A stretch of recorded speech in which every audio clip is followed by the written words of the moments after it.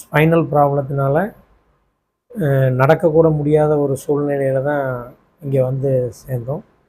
வெறுங்கால்லாம் என்னால் நடக்க முடியாது. சாக்ஸ் போட்டுக்கிட்டே கோயிலுக்குள்ளாரெல்லாம் போக முடியாத சூழ்நிலையில் நாங்கள் இங்கே வந்து அட்மிட் ஆச்சு.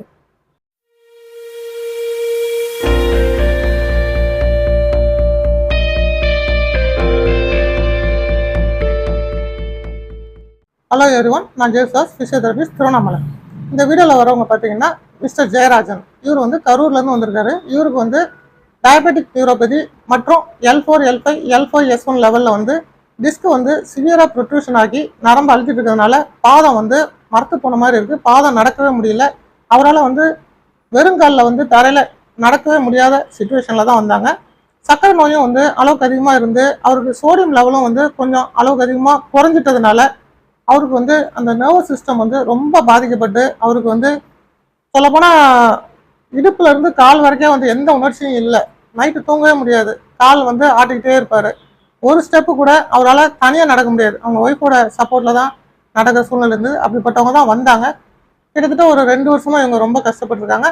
நிறைய ஆயுர்வேதா, சித்தா, அலோபதி ஹாஸ்பிட்டல்ஸ் எல்லா இடத்துலையும் பார்த்துட்டு கடைசியாக தான் நம்மக்கிட்ட வந்தாங்க. அவங்களுக்கு வந்து முறையான விதத்தில் ஃபிசியோதெரபி கொடுத்து முழுமையாக நிவாரணம் அளிச்சு. வணக்கம், வாழ்க வளமுடன். நாங்கள் கரூர்லேருந்து ட்ரீட்மெண்ட்டுக்காக இங்கே வந்திருக்கோம். என் பேர் ஜெயராஜன். இன்சூரன்ஸ் டிபார்ட்மெண்ட்டில் ஒர்க் பண்ணுறோம். 2 பேருமே ஸ்பைனல் ப்ராப்ளத்தினால நடக்கக்கூட முடியாத ஒரு சூழ்நிலையில் தான் இங்கே வந்து சேர்ந்தோம். வெறுங்கால்லாம் என்னால் நடக்க முடியாது. சாக்ஸ் போட்டுக்கிட்டே கோயிலுக்குள்ளாரெல்லாம் போக முடியாத சூழ்நிலையில் நாங்கள் இங்கே வந்து அட்மிட் ஆச்சு. சொல்லப்போனால் நானும் நிறையா ஹாஸ்பிட்டல்ஸ் எல்லாமே சுற்றி அடித்து கடைசி ஆப்ஷன் சொல்லலாம். அந்த சூழ்நிலையில் நாங்கள் இங்கே வந்தோம். வந்து இப்போ வெறுங்காலில் குறைஞ்ச வருஷம் நான் ஒரு ஃபார்வேர்டு அண்ட் பேக்வேர்டு ஒரு 25 ஃபீட் 30 ஃபீட்டுக்கு மேலேயே நான் வெறுங்காலில் தார் ரோட்டில் நடக்கிற அளவுக்கு தயாராக இருக்கிறேன். இப்போ இப்படி ஒரு இடம் இல்லைன்னா என்னுடைய எதிர்காலங்கிறது ஒரு கேள்விக்குறியாகவே இருக்கிற சூழ்நிலையில் இருந்தது. எனக்கு ஒரு சிறப்பான எதிர்காலம் இருக்குதுங்கிற உணர வச்சு எனக்கு ஒரு ட்ரீட்மெண்ட்டு தந்த சாருக்கு நன்றிகள் கோடிகள். என்னுடைய சூழ்நிலைகளை நான் சொல்கிறத விட நான் பட்ட கஷ்டத்தினால அவங்க பட்ட கஷ்டங்கள் அதிகம். அதை அவங்க சுருக்கமாக சொல்லிடுவாங்க. அவர் வந்து சாக்ஸ் போட்டாலுமே கோயிலுக்கு போகுதுனாலும் எங்கே போனாலுமே கையில் ஃபுல் ப்ரெஷர் பண்ணி தான் நடப்பாங்க. என்னாலே தாங்க முடியாது. அந்த வெயிட்டு வந்து சமாளிக்க முடியாது. அவ்வளோ பெயினாக இருக்கும். சாக்ஸு ஈரமாக இருக்கிற இடத்துலலாம் நடக்கவே மாட்டாங்க. அதுவும் நார்மல் சாக்ஸ் இல்லை. அவர் போடுறதே வந்து வூலன் சாக்ஸ் தான். குழந்தைங்களுக்கு குழந்தைக்கு ட்ரெஸ் கொண்டு போகிறது தான் அப்போ மாதிரி தான். அவர் எங்கே போனாலும் நான் வந்து சாக்ஸ் என்னோடய ஹேண்ட்பேக்கில் இருக்குது 2-3 செட்டு.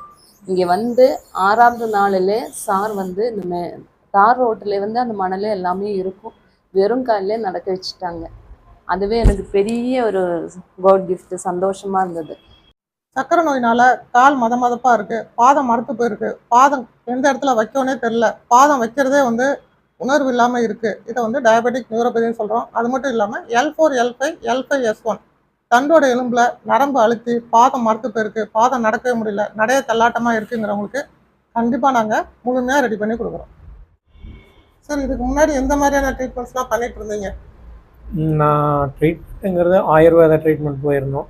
அதில் உழிச்சல், இந்த கேரளா ஆயுர்வேதம் அந்த இதில் குறைஞ்ச வருஷம் அதில் ஒரு 21 நாட்கள் கண்டினியூவாக உழிச்சல், அப்புறம் ட்ராக்ஷன், இது மாதிரி நிறையா இதெல்லாமே பண்ணியிருந்தது. அதுக்கப்புறமேலு போயிருந்தோம். அப்புறம் புதுக்கோட்டை ஒரு வர்ம சிகிச்சை அது மாதிரி போயிருந்தோம். அப்புறம் அலோபதியில் நான் வந்து கோயம்புத்தூரில் நம்ம ட்ரீட்மெண்ட் எடுத்திருந்தோம். மேங்களூர் அங்கேயும் போய் பண்ணியிருந்தோம். இந்த ட்ரீட்மெண்ட் எடுத்துகிட்டு இருந்த பீரியடில் வந்து உங்களுக்கு அந்த நடெல்லாம் நல்லா இருந்ததா? நல்லா நடந்தீங்களா? அந்த பாதம் மதப்பு அதெல்லாம் எப்படி இருந்தது? இல்லை நடக்க தான் முடிஞ்சவளி எனக்கு கூட சப்போர்ட்டுக்கு ஒரு ஆள் தேவை. அதான் கொஞ்சம் முன்னாடி சொல்லும்போது நடக்கும்போது ஒய்ஃப் அந்த மதமதப்பு இருந்ததா அப்போ? நல்லா எல்லாமே அப்படியே இருந்தது. எல்லாமே எதுவுமே அதாவது changes சொல்லப்போனால் தள்ளாடி தான் நடக்க வேண்டிய சூழ்நிலை இருந்தது. காலம் முழுமையாக நான் பதிசே நடக்கலை. ஓப்பனாக சொல்லப்போனால் இப்ப அந்த மதமதப்பு குறைஞ்சிருக்கா? நல்லாவே குறைஞ்சிருக்கு.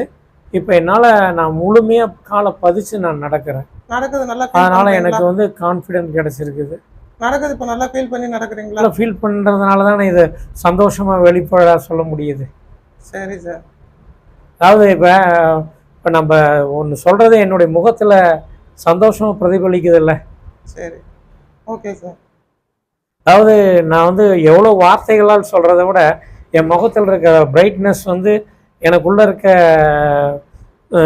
அதாவது அந்த பிரச்சனையிலிருந்து வெளியே வந்த தன்மை என் முகத்தில் இருக்க பிரைட்னஸில் உணர முடியுமே சார். சரி சார். மேடம், இப்போ வந்து அவர்கிட்ட இருக்க டிஃபிகல்ட்டிஸ் எல்லாம் குறைஞ்சிருக்குன்னு நீங்க உணர முடியுதா? கண்டிப்பாங்க சார். நீங்க இப்போ அவரே தான் கடைக்கு போய் டிஃபன் தனியா போய் வாங்கிட்டு வர்றாரு. ரோட்டில் மெயின் ரோட்டில் தனியாவே போய் நான் கூட போகல, அவராகவே போய் வாங்கிட்டு வர்ற அளவுக்கு கொண்டு வந்துட்டீங்க நீங்க. சரி, இப்போ எக்ஸசைஸ்லாம் சொன்னதெல்லாம் நல்லா கரெக்டாக ஃபாலோ பண்ணிட்டு இருக்காரு. ஃபாலோ பண்ணிட்டு சரி மேடம். பெரிய நம்பிக்கை வந்துருச்சுங்க. இப்படி என்ன பண்றதுங்கிற ரொம்ப ரொம்ப மனசு இதாகி தான் வந்திருந்தேன். ஆனா இது சந்தோஷமா இங்க இருந்து போறேன். அவரு கை பிடிக்கிறது தேவையில்லை, எதுவுமே ஆள் சப்போர்ட் இல்லை. இப்போ நீங்க ஆள் சப்போர்ட் இல்லாம நடக்கிறீங்களா? ஆள் சப்போர்ட் இல்லாமல் நடக்கிறேன். பழைய நிலையில் நான் வந்து சும்மா உட்காந்துருந்த நேரங்கள்லாம் இல்லை. அந்த பழைய நிலைப்படி அந்த ஸ்பீடும் அந்த உற்சாகத்துடனும் இனி அடுத்து என்னுடைய ஒவ்வொரு வாழ்க்கையினுடைய வெற்றிகளையும் ஃபேஸ் பண்ண போகிறேங்கிற ஒரு மனோதைரியம் வந்திருக்கு. இப்போ சொல்ல எத்தனை வருஷத்துக்கு முன்னாடி இந்த ப்ராப்ளம் இருந்தது அப்படி உங்களுக்கு? நான் இந்த 2 வருடங்களாக நான் ரொம்ப பிரச்சனையை அனுபவிச்சுட்டு இருக்கேன், இந்த ஸ்பைனல் ப்ராப்ளத்தை. இப்போ ஃப்ரீ ஆயிருக்கீங்களா? இப்போ கிட்டத்தட்ட நியூட்ரல் ஆகிட்டேன். வருங்காலம் இப்போ நீங்கள் சொல்லி தந்த எக்ஸசைஸ் இதெல்லாம் இருக்கும்போது அதெல்லாம் ஃபாலோ பண்ணும்போது கிட்டத்தட்ட 100% இதுலேருந்து ரெக்கவரி ஆயிடுவேங்கிற நம்பிக்கை எனக்கு வந்திருக்கு. சரி சார், தேங்க்யூ சார். அதே போல் சக்கரை நோயினால், டயபெட்டிக் நியூரோபதினால பாதம் மதமதப்பு, பாதம் எரிச்சல் அதிகமாக இருக்கிறவங்களுக்கும் L4, L5, L5S1 லெவலில் வந்து டிஸ்க் ப்ரொட்ரூஷன் அதிகமான லெவலில் வந்து இதுக்கு வேறு தீர்வே இல்லை, அறுவை சிகிச்சை தான் அப்படின்னு சொல்லப்பட்டவங்களுக்கும் கண்டிப்பாக வந்து நிச்சயமாக வந்து முழு நிவாரணம் வந்து அறுவை சிகிச்சை இல்லாமல் பண்ண முடியும். எங்களோட சென்டரில் வந்து முக்கியமாக வந்து இந்த ஸ்பைனல் ப்ராப்ளத்துக்கும் இந்த பாத மதமதப்புக்கும் வந்து கொஞ்சம் ஸ்பெஷலாக வந்து ட்ரீட்மெண்ட்ஸ் பண்ணி அவங்கள வந்து 100% நாங்கள் நல்லாவே ரெடி பண்ணிகிட்ருக்கோம்.